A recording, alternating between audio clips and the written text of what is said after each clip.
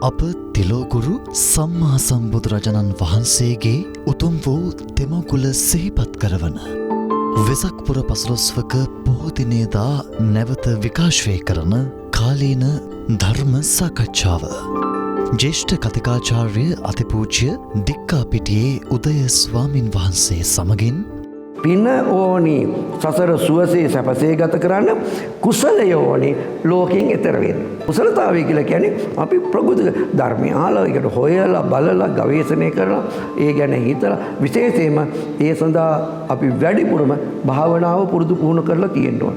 භාවේති කුසල ධම්මේ ආසේවති වඩ්ඩේති ඒතායති භාවනා කියලා සංඝ මහත්තයා ඉගෙනගෙන තියෙනවා මම දන්න විදියට.